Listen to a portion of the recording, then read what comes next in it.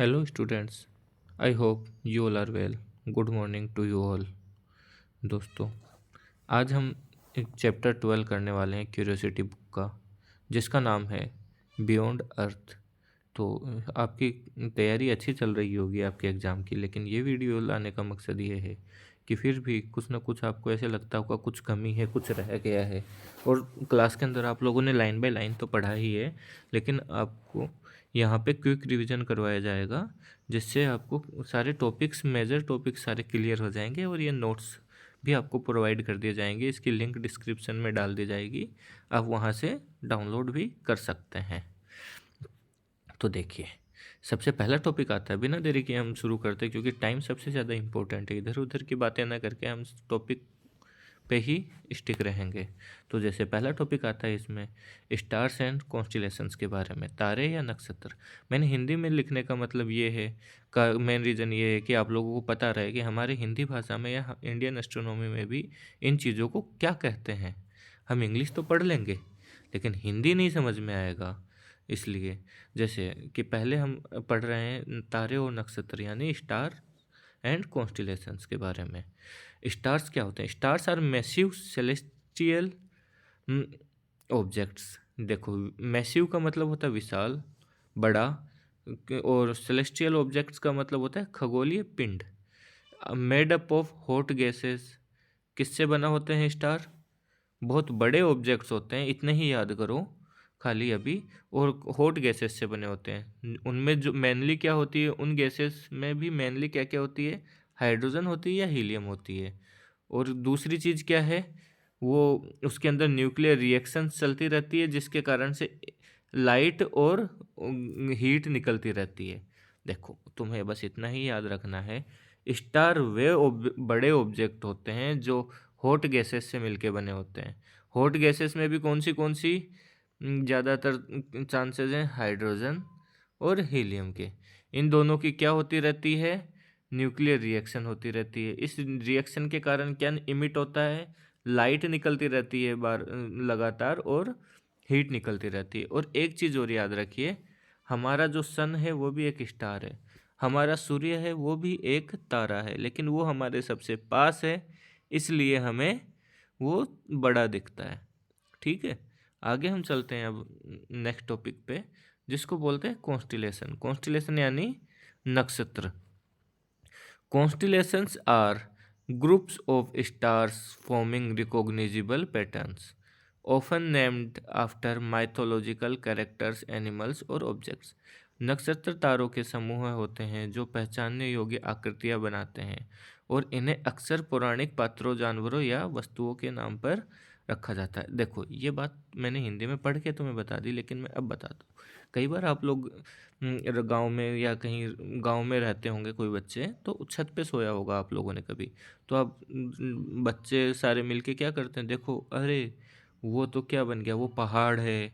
तारों को देख के बोलते हो अरे ये तो रेक्टेंगुलर शेप बन गई, ऐसे बन गई ना। तो क्या होता है कि ग्रुप ऑफ स्टार्स, जो क्या है कि तारे हैं उनका एक ग्रुप हो, और उसमें क्या एक पैटर्न बन जाए, जिनको हम हमारे क्या पुरानी कहानियों या जानवरों के किसी की भी पैटर्न बना लें, उसको कॉन्स्टिलेशन बोलते हैं। अब मैं तुम्हें एक बात बताता हूँ, देखो समझने में बहुत आसानी होगी आपको। पहले ये लाइन पढ़ लेते हैं।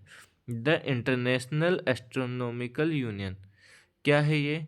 Officially recognizes 88 constellation divided the sky in 88 regions. देखो, इसने क्या किया है कि ये हमारा पूरा स्काई है मान लो। अब इसके अंदर क्या है कि भाई इसको इनने क्या किया, 88 रीजन्स में डिवाइड कर दिया। कितने में? 88 रीजन्स में। अब दूसरी बात क्या है कि अगर आपको ये बोल दे यहाँ पे कि इस अब हर के अंदर, हर रीजन के अंदर तारे तो हैं, तो ये ऐसे तारे हैं। अब आपको बोले कि कोई रिकॉग्नाइजेबल पैटर्न बन रहा है क्या यहाँ पे, तो आप ट्राई करेंगे यहाँ पे, जैसे कि हम कर रहे हैं अभी। जैसे कि इसको मिला दिया मैंने, इसको मिला दिया, इसको मिला दिया, इसको मिला दिया, इसको मिला दिया, ये पेंटागन बन गया। और ये एक और बन गया, तो मतलब कुछ कुल्हाड़ी टाइप बन गई, अभी देख के ये लग रहा है आपको। तो कोई रिकॉग्निजेबल पैटर्न बन गया जिसको तुम पहचान सकते हो। तो ऐसे एरिया को क्या बोलेंगे, कॉन्स्टिलेशन बोलेंगे। ठीक है, चलिए आगे बढ़ते हैं और आगे अच्छे से समझ में भी आएगा। कुछ एग्जाम्पल भी दे रखे हैं इसके अंदर, देखो। इम्पोर्टेंट कॉन्स्टिलेशंस इंक्लूड, कौन से कॉन्स्टिलेशन से इम्पोर्टेंट? पहला है ओरियन, दूसरा है कैनिस मेजर, तीसरा यहाँ पे भी दे रखा है देखो टॉरस, फिर बिग डिपर, और बिग डिपर किस में आता है, उर्सा मेजर। कॉन्स्टिलेशन कौन सा है, उर्सा मेजर, और नीचे है उर्सा माइनर। ये हटाऊंगा, ये रहा, ये आपको दिख जाएगा अभी थोड़ी देर में, हम सबको डिस्कस करते हैं।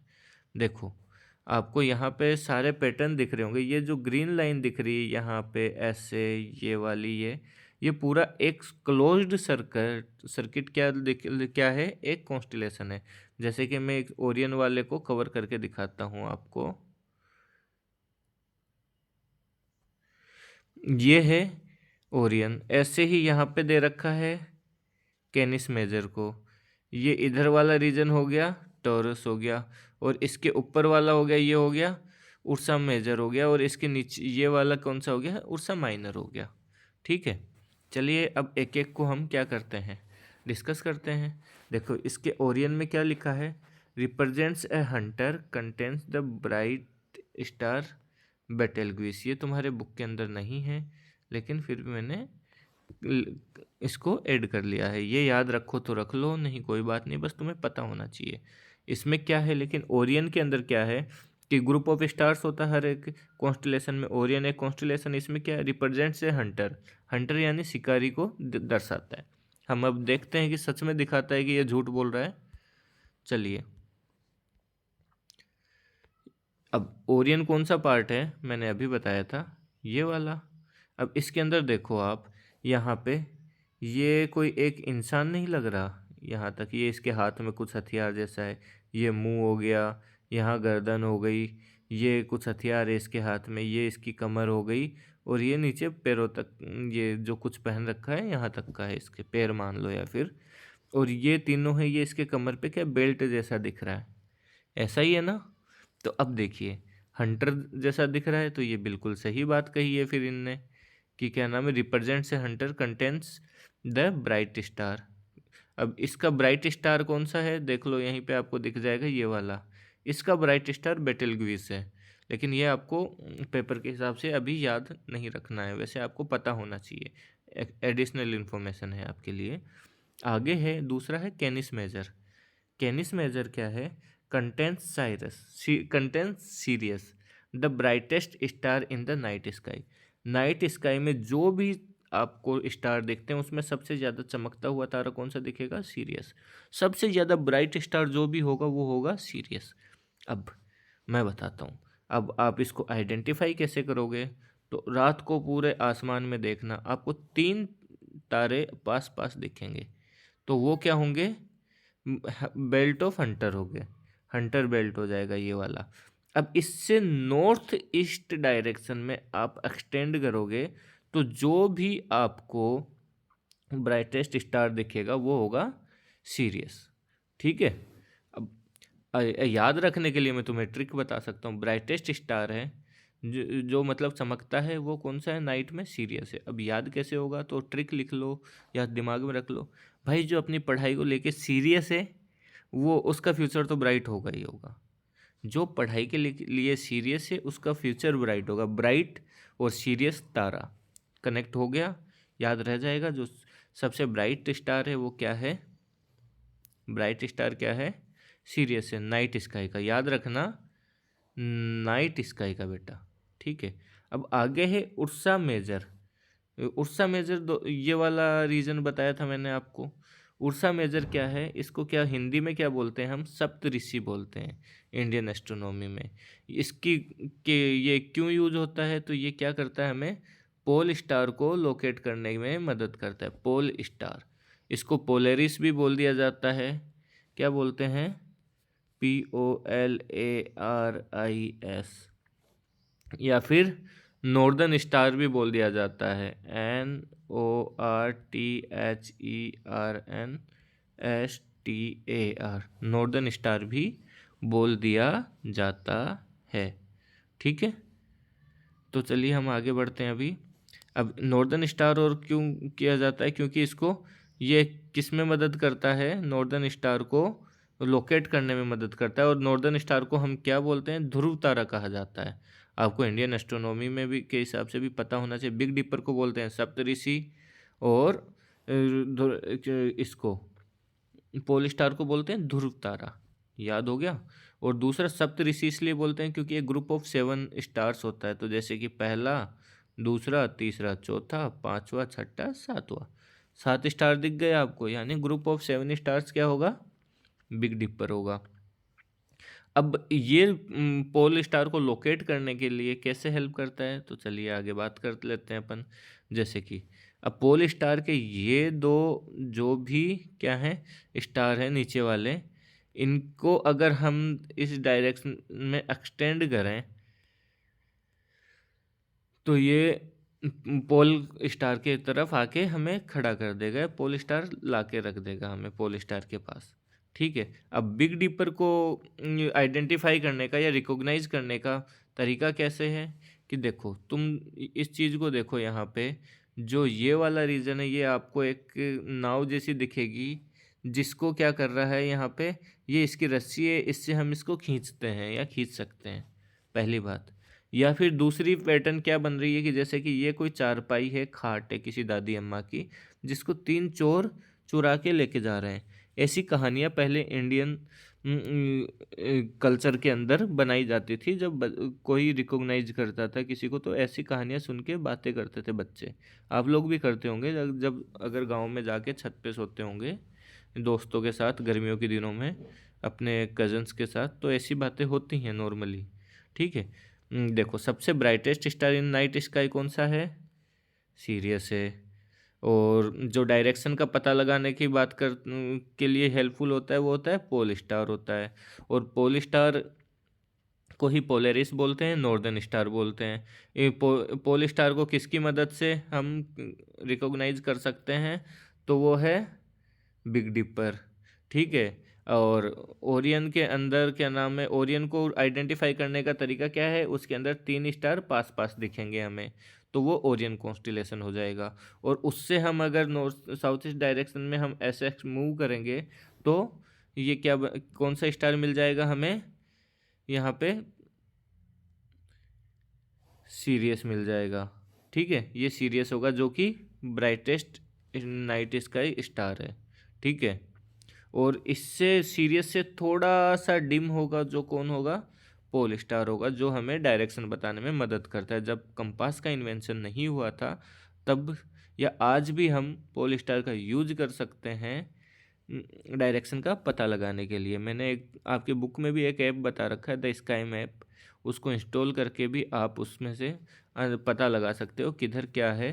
पूरा आप स्काई को विजिट कर सकते हो, दिन में रात में पोजीशन कौन से जैसे दिन में हमें तारे नहीं दिख रहे, लेकिन आप उस ऐप की मदद से आप ये पता कर सकते हो कि भाई कौन सा स्टार की पोजीशन क्या है, अभी एग्जैक्ट पोजीशन बताता है आपको किस डायरेक्शन में क्या है। तो एक बार आप इंस्टॉल करके ज़रूर देखिएगा वो। ठीक है, चलते हैं हम आगे। अब नेक्स्ट है द सोलर सिस्टम आ गया हमारा। देखो सोलर सिस्टम क्या है, सोलर सिस्टम है हमारा सौर मंडल, हिंदी में उसको सौर मंडल कहते हैं। ठीक है, the solar system consist of sun, sun हो गया, और 8 प्लैनेट्स, 1 2 3 4 5 6 7 8, 8 प्लैनेट हो गए। और मून्स मतलब उनके सैटेलाइट, जो भी जैसे अर्थ का मून है ऐसे ही उनके सबके मून्स, यानी उनके सबके सैटेलाइट, नेचुरल सैटेलाइट जितने भी प्लैनेट्स हैं उनके।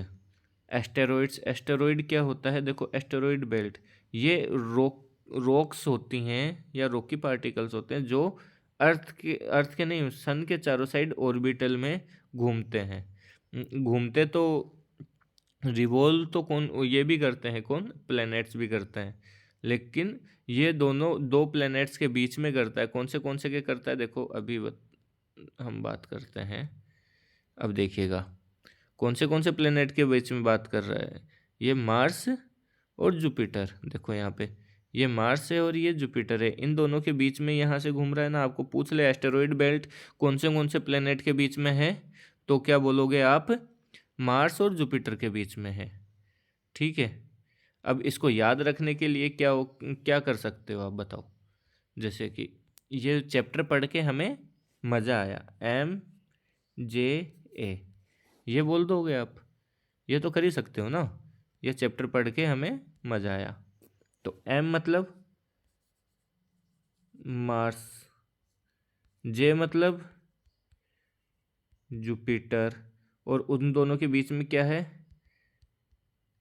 Asteroid belt. ठीक है, ये क्या होता है? एस्टेरॉयड भी हम आगे अच्छे से पढ़ेंगे, लेकिन याद कर लो MJA, मज़ा। मज़ा मतलब ये एक साथ हो गए। तो आपको पूछे कौन से प्लैनेट्स के बीच में एस्टेरॉयड बेल्ट है, तो मार्स और जुपिटर के बीच में है। ठीक है, आप यहाँ पे अभी भी देख सकते हैं एस्टेरॉयड बेल्ट ये वाली है, ये रही यहाँ पे। अब यहाँ पे क्या है, मैं जूम करके दिखाता हूँ आपको। अब देखिएगा यहाँ पे क्या है, मार्स हो गया, यहाँ पे जुपिटर हो गया। अब इन दोनों के बीच में क्या है? ये एस्टेरॉयड बेल्ट है। ठीक है, ये सारी चीज़ें आपको याद होनी चाहिए। Planets in order distance from the sun. अब प्लैनेट्स का ऑर्डर, तो सबसे पहले कौन सा है, दूसरा कौन सा, तीसरा कौन सा, चौथा कौन सा है, किस सीक्वेंस में है, तो मैंने ये नंबर वाइज लिख दिया है। और उनको हिंदी में क्या बोलते हैं ये भी आप लोगों को पता होना चाहिए, इसलिए हिंदी में भी लिखा मैंने। तो पहला है मर्क्यूरी, मतलब उसको हिंदी में बुध बोलते हैं। दूसरा है वीनस, जिसको शुक्र बोलते हैं। तीसरा है अर्थ। अब मैंने अर्थ को ब्लू इसलिए कर दिया है क्योंकि ये इसको ब्लू प्लेनेट के नाम से भी जानते हैं, क्योंकि यहाँ पे पानी प्रेजेंट है इसलिए। और मार्स को रेड कलर में इसलिए किया क्योंकि इसको रेड प्लेनेट के नाम से जानते हैं, क्योंकि यहाँ की मिट्टी रेड है। उसके बाद जुपिटर आ गया, उसके बाद सैटर्न आ गया। सैटर्न को शनि बोलते हैं, जुपिटर को क्या बोलते हैं? बृहस्पति बोलते हैं। सातवें पे यूरेनस, उसको अरुण बोलते हैं। नेपच्यून, उसको वरुण बोलते हैं। हिंदी में भी आपको नॉलेज के लिए पता होना चाहिए, लेकिन पेपर में आपको इंग्लिश में ही लिखना है। इंग्लिश के साथ हिंदी में लिखना चाहो तो लिख दो, लेकिन इंग्लिश में तो लिखना ही लिखना है। अगर आप हिंदी मीडियम से तो हिंदी में लिख सकते हैं। देखो आगे इनर प्लैनेट्स कौन से? Mercury to Mars are rocky while outer planets are gas giants. अब देखो कितने प्लैनेट है हमारे पास? 8 है ना। तो इसके अंदर ये देखना कि यहाँ से लेके ये 4 प्लैनेट जो स्टार्टिंग के हैं, इनको बोलते हैं हम, क्या बोलते हैं? Inner planets. ठीक है, अंदर वाले प्लैनेट हैं ये। दूसरा क्या है? आगे जो जुपिटर से स्टार्ट होता है, ये वाले जुपिटर से नेपच्यून वाले बाहर वाले 4 हैं जो आउटसाइड हैं, उनको बोलते हैं हम आउटर प्लैनेट्स। बल्कि अब देखो जो इनर प्लैनेट्स हैं ये वाले, ये बने होते हैं हार्ड सरफेस, यानी रॉक जैसा कुछ होता है। लेकिन आगे वाले जो हैं इनमें क्या होता है? गैसेस से बने हैं ये, जो जिसको मैंने यहाँ पे लिखा भी है। देखो एक बार पढ़ लेते हैं। Inner planets Mercury to Venus are rocky, भीतरी ग्रह बुध से मंगल तक पथरीले हैं। While outer planet Jupiter to Neptune are gas giants, जबकि बाहरी ग्रह बृहस्पति से वरुण तक गैस दानव है। दानव ये तो मत बोलो, लेकिन क्या नाम है, बहुत बड़े हैं, इसलिए जायंट का यूज किया गया है, जो कि जुपिटर से नेपच्यून तक हैं। ठीक है, जुपिटर से नेपच्यून वाले गैस से बने हैं, इधर वाले हार्ड सरफेस से बने हैं। ठीक है, चलिए चलते हैं हम अब आगे।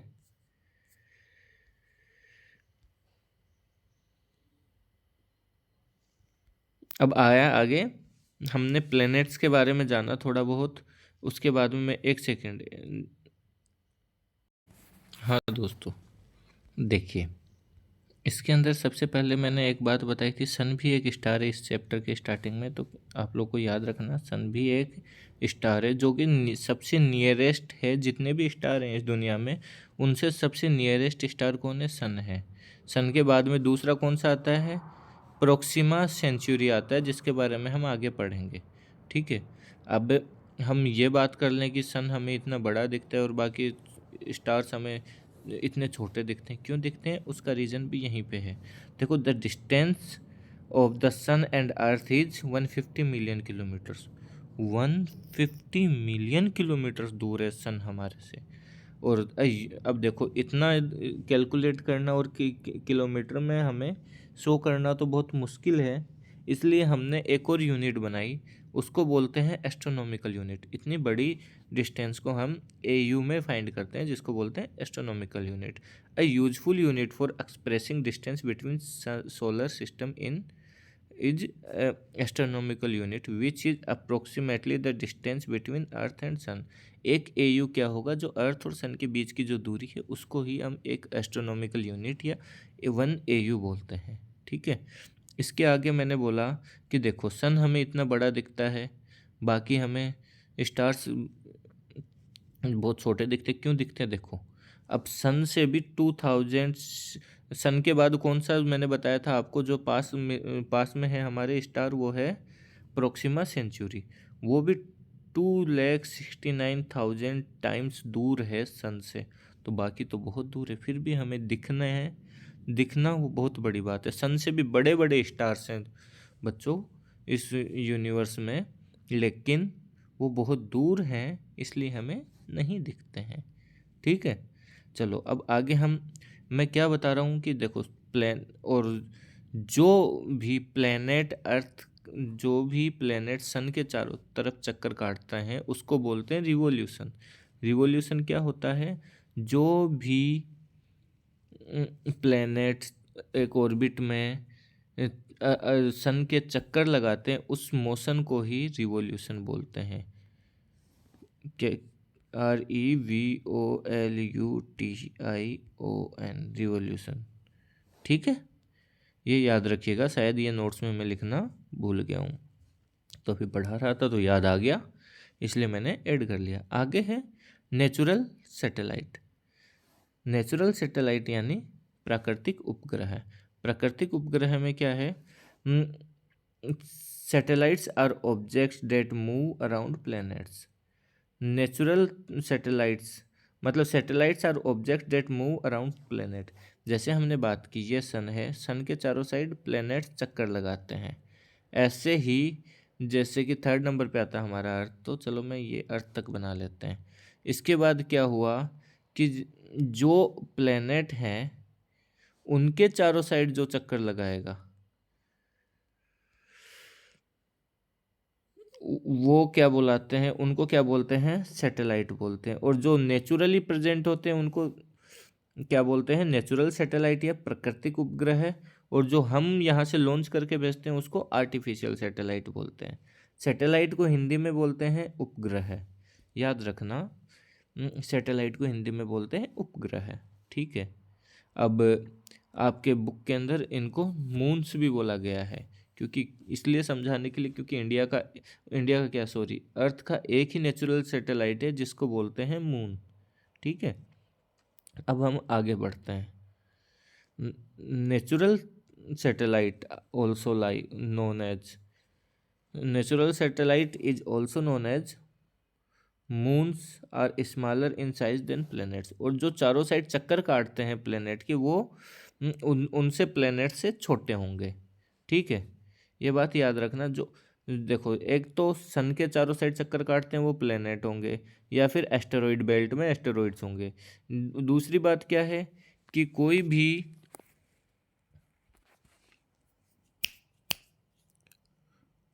सॉरी देखो, अब आगे है अर्थ has 1 moon, Mars has 2 moon. अब कोई ज़रूरी नहीं है कि सभी प्लैनेट्स के पास एक ही सैटेलाइट हो, तो वैसे ही अर्थ के पास एक ही मून है, उस जो हम देखते हैं रोज़। ऐसे ही मार्स के पास 2 मून है। 2 मून, उनका नाम क्या है? Phobos and demos. ठीक है, ऐसे ही सभी प्लैनेट्स के पास हैं अपने अपने। Jupiter, Saturn, Uranus, Neptune have many moons. Jupiter has the most 95 confirmed moons. अब उनके पास क्या है कि बहुत सारे मून्स हैं। ये सारे जो आउटर प्लैनेट्स हैं उनके पास ज़्यादा मून्स हैं, जो बल्कि जो इनर प्लैनेट्स हैं उनके पास कम है। अर्थ के पास एक ही है जिसको हम मून अभी हम देखते हैं। ऐसे ही मार्स के पास 2 मून्स हैं। वो सैटेलाइट वो होते हैं जो प्लैनेट्स के चारों साइड चक्कर लगाते हैं। द मून एंड सैटेलाइट, चंद्रमा और उपग्रह की बात कर लेते हैं अब। The moon is earth's only natural satellites, कि जो मून है वो अर्थ की सिर्फ एक अकेली इकलौती नेचुरल सैटेलाइट है, यानी प्राकृतिक उपग्रह है। And takes about 27 days to complete one revolution around the earth. और ये क्या करता है कि अर्थ के चारों तरफ चक्कर लगाने में कितना टाइम लेता है? 27 डेज में एक चक्कर लगा लेता है, 27 दिन में एक चक्कर लगा लेता है। और अर्थ सन के पूरी साइड चक्कर लगाने में लगभग 1 साल का टाइम लेती है, बल्कि मून अर्थ के चारों साइड चक्कर लगाने में लगभग 27 दिन का समय लेता है। कितने दिन का? 27 दिन का। अब साइज की बात कर लेते हैं अर्थ के कंपैरिजन में, तो it is about 1/4 of size of diameter of earth. यानी अगर मून इतना है तो अर्थ इसका 4 गुना है। ठीक है, तो हम बोल सकते हैं ये अर्थ, ये मून, ये इसका डायमीटर अगर हम बात करें, अर्थ का डायमीटर कितना होगा? कितना बोले? 12 सेंटीमीटर है। तो अब बस समझने के लिए, तो मून का डायमीटर कितना होगा? तो ये 1/4 दे ही रखा है यहाँ पे, देखो आप। तो 12/4 इज इक्वल टू 3 सेंटीमीटर किसका होगा? मून का डायमीटर होगा। इतना छोटा है, मतलब मून का 4 गुना बड़ा है अर्थ। ठीक है, और अर्थ का 100 गुना बड़ा है सन। ठीक है, याद रखना। दोबारा से बताता हूँ, मून, अर्थ, सन, यही है। ये यहाँ से जाते हैं तो ये 4 गुना बड़ा है, बल्कि ये 100 गुना बड़ा है। अर्थ से सन कितना गुना बड़ा है? 100 गुना बड़ा है। ठीक है, अब आगे बढ़ते हैं। The moon has circular bowl like structures called craters formed by asteroids impact. Asteroids क्या होते हैं? मैंने बोला था रॉक्स के बने हुए होते हैं, पत्थर के, जो कि क्या है कि अर्थ के सरफेस पे आके लगते रहते हैं, बार बार भिड़ते रहते हैं। तो अगर भिड़ेंगे तो क्या होगा? ऐसे निशान हो जाते हैं वहाँ पे। उनको बोलते हैं, उनको क्या बोलते हैं? क्रेटर्स। जो मैंने यहाँ भी लिखा है और अभी देखो मैंने हाईलाइट भी कर रखा है, उनको क्या बोलते हैं यहाँ पे? क्रेटर्स। ठीक है, और ये किस कारण से बनते हैं? Formed by asteroid impacts. ठीक है, अब अर्थ के ऊपर क्या है कि there is no atmosphere, water और life on the moon. Moon के ऊपर ना तो लाइफ है, ना वाटर है, ना एटमॉस्फेयर है। ठीक है, अब इंडिया ने कितने मिशन लॉन्च कर चुके हैं अभी, क्या नाम है, चंद्रयान के ऊपर? ये भी आपको पूछा जा सकता है कि तो कितने हैं? चंद्रयान 1 2008 में किया था। Discovered water molecules on moon, इसने क्या किया था ये पता लगा। Chandrayaan 2 explored the moon south pole. Chandrayaan 3 achieved the success soft landing on the moon south pole on August 23 2023। इसी दिन हमने फिर क्या किया, इंडिया का चंद्रयान 3 है, उसने कब कब सक्सेसफुली लैंड किया वहाँ पे? 23 अगस्त 2023 को। इसको हम सब ने बहुत अच्छे से क्या किया था? विटनेस किया था, पूरा बहुत बड़ा टेलीकास्ट भी किया था। क्यों किया था? करना भी बनता है। क्यों? क्योंकि साउथ पोल पे लैंड करने वाला सबसे पहला देश इंडिया ही है। और दूसरी बात है, इसी दिन को नेशनल स्पेस डे के नाम से जाना जाता है। अब हम इंडियन नेशनल स्पेस डे मनाने लग गए हैं। कब से? 23 अगस्त को। कब से? 23 अगस्त 2023 से। देखो अब नेशनल साइंस डे कब मनाया जाता है दोस्तों, बताएंगे आप मुझे? हाँ स्टूडेंट्स, यस 28 को। क्यों मनाया जाता है 28 फेब को? क्योंकि सीवी रमन जी का बर्थडे आता है। और अब चंद्रयान, अब आगे हम वापस से टॉपिक पे आते हैं। चंद्रयान 4। चंद्रयान 4 क्या है? Planned mission to bring back moon soil and rock samples. अब क्या है कि चंद्रयान 4 का मोटो क्या है कि वहाँ पे सक्सेसफुली लैंड करना है, वहाँ की मिट्टी और रॉक पार्टिकल्स को लेके दोबारा से इंडिया आना है। ठीक है, ये हमारा चंद्रयान 4 का मिशन रहेगा। चलिए हम आगे बढ़ते हैं। अब ये बुक से ही लिया है मैंने। अब देखो यहाँ पे लिखा भी है, देखो ये इनको बोलते हैं, जो ये इम्पैक्ट पड़ जाते हैं, ये खड्डे जैसे बाउल लाइक स्ट्रक्चर, इनको क्रेटर्स बोलते हैं। ये क्यों बनते हैं? Found by asteroid impact. ठीक है, चलिए आगे चलते हैं। एस्टेरॉयड्स क्या होता है? क्षुद्र ग्रह। एस्टेरॉयड्स को क्षुद्र ग्रह कहा जाता है। Asteroids are small rocky objects that orbit the sun. मतलब जो स्मॉल रॉकी ऑब्जेक्ट हैं जो सन के चारों तरफ चक्कर लगाते हैं, जैसे हमने एस्टेरॉयड बेल्ट हमने पहले देखा है। ठीक है, अब आगे, they are irregular in shape and regular in size from 10 meter to 500 kilometer. इनकी साइज कोई फिक्स नहीं होती है और इरेगुलर होते हैं। ऐसे नहीं कि क्या नाम है एकदम सर्कुलर शेप होगी या फिर ऐसे रेगुलर शेप होगी। इनकी साइज होती है ऐसी, ऐसी, ऐसी, ऐसी, ऐसे। कोई भी पत्थर होते हैं ना उस टाइप की। इनकी साइज मैक्सिमम क्या हो सकती है और मिनिमम क्या हो सकती है? मतलब 10 मीटर से लेके इनकी साइज 500 किलोमीटर तक की होती है। Most asteroids are found in asteroid belt between Mars and Jupiter. ये हमने अभी किया भी था कि ये ज़्यादातर एस्टेरॉइड बेल्ट में मिलते हैं, जो क्या है मार्स और जुपिटर के बीच में प्रेजेंट है। Occasionally asteroids pass close to earth. कई बार ऐसा होता है कि जो एस्टेरॉइड्स है वो हमारे अर्थ के पास से होके भी गुजरते हैं। लेकिन सबसे अच्छी बात है कि हमारे पास एटमॉस्फेयर है तो वो अगर हमारे अर्थ के पास आता भी है, हमारे अर्थ की तरफ, तो इतना ज़्यादा इम्पैक्ट नहीं करता। क्यों? या तो वो फ्रिक्शन के कारण, क्योंकि एटमॉस्फेयर है तो वो ज़्यादातर उनका इम्पैक्ट कम हो जाता है और वो थोड़ा सा फ्रिक्शन के कारण टूट भी जाते हैं। ठीक है, चलिए अब आगे चलते हैं। कॉमेट्स क्या होते हैं? कॉमेट्स से पहले मैं एक बार बता दूं, प्लैनेट्स हमने पढ़ लिया, लेकिन प्लैनेट्स के अंदर एक दो चीज़ रह गई है जो मैं आपको बता दूं दोबारा से। यहीं पे वीनस को बोलते हैं मॉर्निंग स्टार या इवनिंग स्टार के नाम से जाना जाता है। ठीक है, और दूसरी क्या था वापस से याद आएगा तो मैं बता दूंगा, लेकिन याद रखना वीनस को क्या कहा जाता है? मॉर्निंग स्टार या इवनिंग स्टार के नाम से जाना जाता है। हाँ, आगे एक और चीज़ है। हमने प्लैनेट्स की बात की कि हमने कितने प्लैनेट हैं? 8 प्लैनेट हैं। लेकिन इसके पहले हम क्या मानते थे? 9 प्लैनेट्स थे। लेकिन कौन सा प्लैनेट को हमने हटा दिया? जिसको हम बोलते हैं प्लूटो के नाम से जानते हैं। प्लूटो को हमने इस लिस्ट से हटा दिया। क्यों? क्योंकि हमने प्लैनेट्स की क्या किया कि डेफिनेशन चेंज कर दी। क्योंकि प्लूटो क्या कर रहा था, जैसे कि आप लोग यहाँ पे देख सकते हैं कि ये जितने भी ऑर्बिट हैं इनके, जितने भी प्लेनेट अपने अपने चक्कर काटते हैं, वो अपने अपने रास्ते में चक्कर काटते हैं, दूसरे का रास्ते को न छेड़ते हैं, न टच करते हैं, न काटते हैं।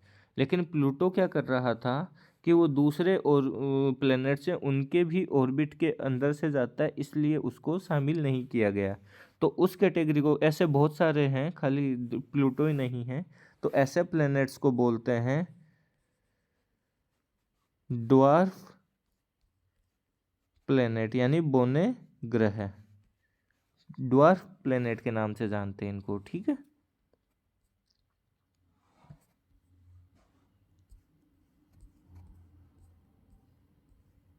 अब हम आ गए कॉमेट पे। कॉमेट, ये सारे जितने भी मैंने फ़ोटोज़ ली हैं ये आपके बुक में से ही ली हैं, ताकि आपको थोड़ा रिलेटेबल लगे। अब comets are made of dust, gases, rocks and ice. Comet किस किस से बने होते हैं? डस्ट, गैसेस और रॉक्स एंड आइस, इन चीज़ों से मिलके बना होता है। They have long tails formed when frozen materials evaporates as they approach to the sun. अब क्या है यहाँ पे? They have long tails. यहाँ पे फोटो भी एक बार आप इमेजिन करते रहो। देखो यहाँ पे क्या है कि आपको ये पीछे लॉन्ग टेल दिख रही है, तो यहाँ पे ये पॉइंट पढ़ो अभी। दे हैव लॉन्ग टेल्स मतलब लंबी टेल होती। क्यों बनती है? When frozen material evaporates as they approach to sun. अब जैसे सन के पास जाएगा तो जो फ्रोजन मटेरियल है, क्योंकि जो आइस की फॉर्म में है, तो वो पिघल जाएगा, तो वो पिघलेगा तो पीछे पीछे छूटता जाएगा जैसे जैसे पिघलता जाएगा। तो ये पूंछ जैसी या टेल लाइक स्ट्रक्चर आ जाती है। ठीक है, इसके अंदर आगे बढ़ते हैं हम। Comets shine dimly and become invisible when moving away from the sun. क्या है कि इनकी खुद की लाइट नहीं होती है सबसे पहली बात, तो इसलिए ये क्या है कि ये डिम शाइन करते हैं, लेकिन अगर सन से दूर जा रहे हैं तो इनकी लाइट ये गायब हो जाते हैं, ये नहीं दिखते हैं। Some comets periodically revolves around the sun while. देखो जो कॉमेट हैं वो कॉमेट को हिंदी में क्या बोलते हैं? धूमकेतु। ठीक है, जो कि क्या है कि अर्थ के चारों साइड भी चक्कर लगाते रहते हैं। और कई ऐसे हैं कि जो सोलर सिस्टम से स्केप हो जाते हैं अपने। अब क्या ब्रेकअप और फॉल इनटू द सन और प्लेनेट। और कई ऐसे होते हैं जो टूट के प्लेनेट या सन के ऊपर गिर जाते हैं। अब एक कोमेट है, फेमस कोमेट है, जिसको बोलते हैं हेलिस कोमेट है, जो पूरा चक्कर लगा के हर 76 ईयर्स में हमारे कहाँ आता है? उस 76 ईयर्स में हमें दिखता है। तो अभी लास्ट टाइम देखा गया था शायद 1986 में देखा गया है। मेरे को एग्जैक्ट डेट याद नहीं है, आपकी बुक के अंदर दिया था, दे रखा है, आप एक बार देखना चाहें तो देख लेना। ठीक है, तो हमने मेरे हिसाब से ये अभी कोमेट भी पढ़ लिया है। कोमेट क्या होता है, किस चीज़ से बना होता है? Dust, gases, rocks and ice से मिलके बना होता है। और दूसरी चीज़ क्या है? इनकी लॉन्ग टेल होती है, क्योंकि जो जैसे जैसे ये सन की तरफ अप्रोच करेगा तो इनका क्या होगा, सन की तरफ अप्रोच करने के कारण जो फ्रीज किया हुआ जो आइसी मटेरियल है वो पिघलता जाएगा और वो पीछे रहता जाएगा, इसलिए ये यहाँ पे इसकी पूंछ सी दिखती है। ठीक है, हेलिस कोमेट है जो 76 ईयर्स में दोबारा से दिखता है। अब जैसे द मिल्की वे गैलेक्सी, अब हम बात करेंगे आकाश गंगा की। तो आकाश गंगा, रात को हम अंधेरे में Milky Way galaxy as seen from every dark location in Ladakh India. हम अगर डार्क लोकेशन से हम उसको ऑब्जर्व करते हैं ऊपर रात को अंधेरे में एकदम जाके, तो क्या होता है कि हमें ऐसा दिखता है। ये है क्या है? हमारा मिल्की वे गैलेक्सी है। अब इसको क्या बोलते हैं हम हिंदी में? आकाश गंगा बोलते हैं। Milky Way galaxy is our home galaxy, यानी हमारा सोलर सिस्टम है जो किसका पार्ट है? मिल्की वे गैलेक्सी का पार्ट है। मतलब इसी के अंदर हमारा सोलर सिस्टम इसी मिल्की वे गैलेक्सी या फिर आकाश गंगा के अंदर ही प्रेजेंट है। It appears as a faint band to light stretch from north to south in the night sky. ये कैसे दिख रहा है? North to south in night sky ऐसे दिखता है, एक बेल्ट की जैसे, जो ये दिख रहा है यहाँ पे ऐसे। ठीक है, अब a galaxy contains millions of stars, our solar system is part of Milky Way galaxy. ये वाला टॉपिक पॉइंट देख लो। और दूसरी चीज़ क्या है? A galaxy contains millions of stars. एक गैलेक्सी के अंदर कितने मिलियंस ऑफ स्टार्स होते हैं? हमारे को तो यहाँ से एक ही दिखता है दिन में। कौन सा? सन। सन ही हमारे इतना पास है, इस सबसे पास है। उसके बाद में क्या है? प्रोक्सिमा सेंचुरी, वो 269,000 टाइम्स दूर है। कौन सा है? Proxima Centauri. तो भाई देखो आकाश गंगा यानी मिल्की वे गैलेक्सी कितनी बड़ी है, कितनी बड़ी है, कि कितने सारे स्टार्स हैं उसके अंदर। हम 2 ही स्टार को पढ़ा है हमने इसमें। सन हमारा सबसे पास है, जो अर्थ से 100 गुना ज़्यादा बड़ा है, फिर भी हमें एक छोटा सा बाउल जैसा दिखता है। और उससे भी 2,69,000 टाइम्स दूर है कौन? प्रोक्सिमा सेंचुरी है। और इससे भी और भी बहुत सारे क्या हैं यहाँ पे, देखो क्या बोला इनने, अ गैलेक्सी, इस टॉपिक को कंटेन्स मिलियंस और 2 billions of stars. Millions to billions of stars है, कोई अंदाज़ा नहीं है कितनी बड़ी है आकाशगंगा गैलेक्सी हमारी। मतलब एक गैलेक्सी कितनी बड़ी होती है। और हमारा सोलर सिस्टम अगर पूछ ले कि कौन सी गैलेक्सी के अंदर आता है, तो मिल्की वे गैलेक्सी के अंदर आता है, आकाशगंगा के अंदर आता है। ठीक है, अब इसके आगे हम बात करते हैं। इसके बाद में एक चीज़ और दे रखी है दोस्तों, जो क्या है, यूनिवर्स। यूनिवर्स के अंदर बहुत सारी क्या होती है, गैलेक्सीज। बहुत सारी गैलेक्सीज को मिलके यूनिवर्स बनता है। अगर आपको पूछ ले पेपर में यूनिवर्स क्या होता है, तो यूनिवर्स आप लिख सकते हैं कि बहुत सारे group of galaxies he universe है। और ग्रुप ऑफ स्टार्स बहुत सारे। और सोलर सिस्टम क्या है, गैलेक्सी होती है। और हमारा सोलर सिस्टम कौन से गैलेक्सी का पार्ट है, तो मिल्की वे गैलेक्सी का पार्ट है। तो चलिए हम अब एक बार ये भी देख लीजिए आप, सोलर सिस्टम। सोलर सिस्टम में क्या होता है, द सन होता है the largest and heaviest object in the solar system, producing almost it's energy. अब क्या है कि सन के बिना हमें एनर्जी मिल ही नहीं सकती, हम लाइफ भी पॉसिबल या इमेजिन नहीं कर सकते हमारे कहाँ पे, अर्थ के ऊपर भी। क्यों? क्योंकि ये लार्जेस्ट एंड जो हमारा सोलर सिस्टम है उसका सबसे लार्जेस्ट और हेवीएस्ट पार्ट ये है, ऑब्जेक्ट है। और क्या है, इस ये ही एनर्जी प्रोड्यूस करता है। दूसरा है 8 प्लैनेट्स होते हैं हमारे पास। कौन से? Mercury, Venus, Earth, Mars, Jupiter, Saturn, Uranus, Neptune. और मून क्या है, नेचुरल मून्स क्या होते हैं, नेचुरल सैटेलाइट्स ऑफ प्लैनेट्स होते हैं, उनको क्या बोलते हैं, मून्स बोलते हैं। अर्थ के पास एक मून है, मार्स के पास 2 हैं। ठीक है। एस्टेरॉइड्स क्या होते हैं, स्मॉल रॉकी ऑब्जेक्ट्स ऑर्बिटिंग सन। जो स्मॉल, जो पथरीले स्मॉल ऑब्जेक्ट्स होते हैं जो अर्थ के चारों साइड चक्कर लगाते हैं, ज़्यादातर ये क्या होते हैं, एस्टेरॉइड बेल्ट के अंदर मिलते हैं। जो किन किन के बीच होती है, 2 प्लेनेट के बीच में, मार्स और जुपिटर के बीच में मिलते हैं ये। आगे है कोमेट। कोमेट क्या है, icy objects with long tails. क्योंकि लॉन्ग टेल हमने अभी फोटो में देखा था, जो आईसी ऑब्जेक्ट है उनमें क्या होता है, लॉन्ग टेल भी होती है। अब sunlight reflects of planets, moons and other objects, making them visible in night sky.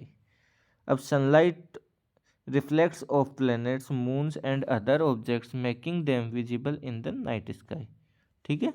अब हम चलते हैं। अब एक चीज़ और याद रखिएगा कि वीनस को बोलते हैं मॉर्निंग स्टार या इवनिंग स्टार भी बोलते हैं। और वीनस क्या है, ब्राइटेस्ट प्लेनेट है, serious brightest star of night sky है, नाइट स्काई याद रखना। ठीक है। पोल स्टार को पोलेरिस भी बोला जाता है हिंदी में, ध्रुव तारा भी बोलते हैं, जो कि किस काम आता है, डायरेक्शन का पता लगाने के लिए काम आता है। अब पोलेरिस को हम आइडेंटिफाई करने के लिए या लोकेट करने के लिए पहले उर्सा मेजर को ढूंढते हैं, क्योंकि उसमें बिग डिपर होता है। ठीक है। चलिए अब आगे क्वेश्चन है। इस वीडियो में इतना ही। डिटेल्ड क्वेश्चन आंसर्स हम अगले वीडियो में डिस्कस करेंगे। Thank you. जय हिंद, जय भारत।